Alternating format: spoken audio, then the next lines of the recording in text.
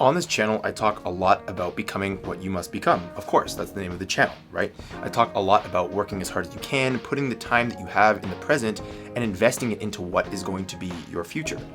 But I don't want people, at the same time, I don't want people to think that it's all about grind.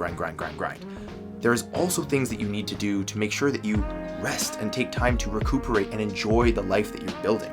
You can't just constantly go into the grind and expect to actually come out happy at the end if that's all you're ever doing. If you make this beautiful garden and you tend to it every single day, right? You're pouring water on all of your crops, all of your flowers, everything, right? And all you do is you focus on just pouring and whatever you got to do in a garden, ripping the plants out and putting mud in and whatever you do in a garden, right? And you don't actually take time to just sit in it and enjoy what you've built or eat some of the fruit from some of the bushes or the trees, the plants that you've grown. You're not actually going to have a strong why at the end of it. You're just going to be doing work for work's sake. You're going to lock yourself into this cycle, but none of it kicks off happiness for you. It's just this turning wheel. And so even though I've spoken about constantly, going as hard as you can into the things that matter to you, I also want to make this really crucial distinction. And that distinction is between rest and relaxation.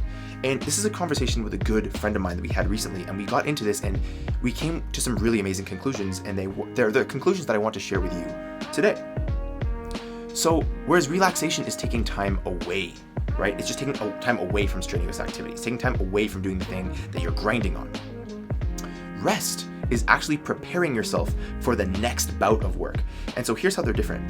Relaxation might be sitting down and watching a movie and just doing something other than the work, right? You're working all day, you've gone to the gym, you're working on your side hustle, this and that, right? Relaxation is just going to be sitting and doing something that takes yourself away.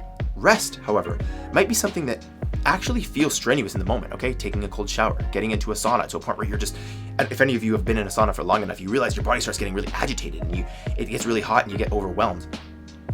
But even though it feels really strenuous at the time, it's actually helping you prepare for the next time that you do it, right? We can even take working out as an example, where the body, when you work out, it's very strenuous, but what's happening when you're really sore, right? Even though it doesn't feel very relaxing to walk around, let's say a big leg workout, right?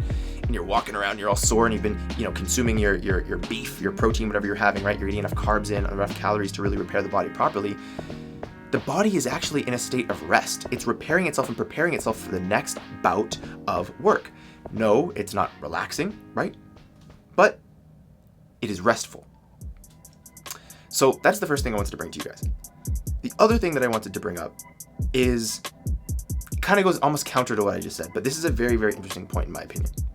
And it's something that I've realized, and again, it's something that I have a good friend of mine who unfortunately is dealing with some family issues at the moment. I won't go into that right now, but again, what we discovered and what we determined was that he was talking to me about how he meditates 5 or 6 days a week, right? And we kind of talked and realized that it's on that 7th day. It's on the 7th day that the hard thing's going to happen. It's when you're going to get the bad news.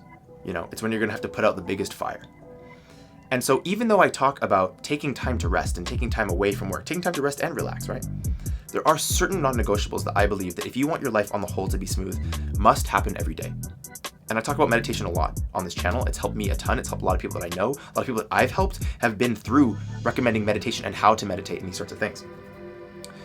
But I just want to put it to you, if you're someone who takes the time regularly to meditate, I want this to be a video that reinforces that habit. Now, I'm someone who's been doing it for years, almost every day for years.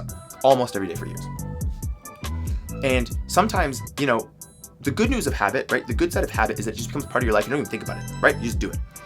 But the bad news of habit is you stop realizing how important it is. So the odd time that you do miss things, that you do miss these essential things, you might not think it's that big of a deal because you're so used to this quality of life that you forget has been reinforced by your daily habits that you don't think it's that big of a deal when you miss it.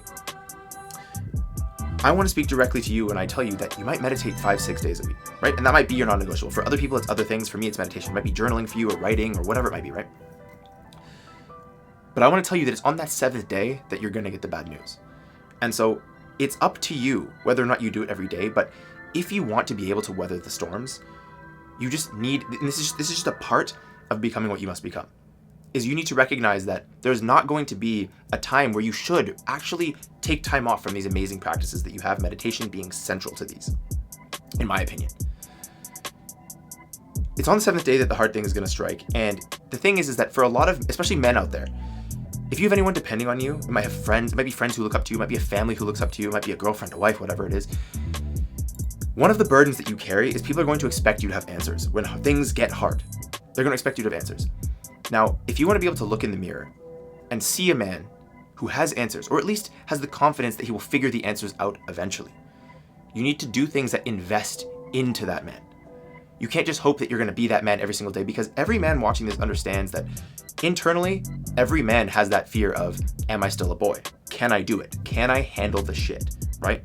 That's exactly the wording that we used, my friend and I, we used on the discussion. So yeah, you want to be able to look in the mirror and know whatever comes my way, I can handle it. And the secret to doing that, the secret to be able to handle the shit, is investing every single day in the guy who will be able to handle it. And the reality is, I'm telling you both from experience and from what I've witnessed from people I've helped and people I speak to, you are not that guy unless you invest into that guy. And that's something that I'm going to keep saying. Okay? You're not just natively going to be that guy without any sort of work.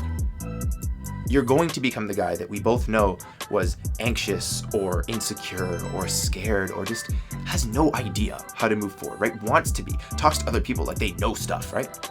But they don't. They look in the mirror and they're like, look, I might know this and know this and know this, but none of it feels like it's enough for me to actually weather a big storm. I still need help, you know? Well, as much as you should ask for help from other people, right? I totally recommend that. Rely on your network. Give yourself help, but not retroactively, proactively. Take care of yourself, because on the 7th day, the storm will come. On the 7th day, the storm will come. And so you need to make sure that you are ready on that 7th day. And how do you do that? You make sure that just like all those other 6 days that you invest into yourself, and it could be, again, meditation, journaling, so on and so forth, whatever it is, to keep the guy up here centered. The guy up here that everyone is going to look to. When things go wrong, everyone's going to look to, including yourself. You might have to look in the mirror and say, what do I do? How do you look in the mirror and see the guy who can handle the shit? How do you look in the mirror and see the guy who on day 7 can weather the storm? You invest into him every single day. So guys, I know this is a little bit abstract. There's a bunch of things in here, a lot of different messages, a couple different themes and topics and stuff. But this is just a video that I wanted to put out because it's been a couple of weeks since I released anything, and I've been really thinking about what I wanted to put back out.